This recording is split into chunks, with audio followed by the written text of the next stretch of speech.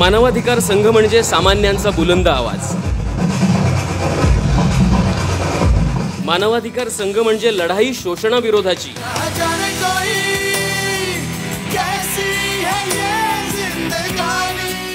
अंधारातही लुकलुकणाऱ्या ताऱ्यांवर एक प्रकाश.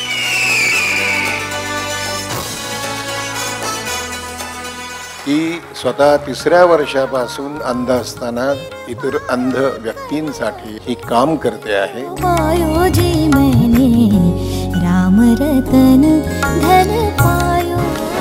आंतरराष्ट्रीय मानवाधिकार संघ आयोजित तृतीय सन्मान सोहळा.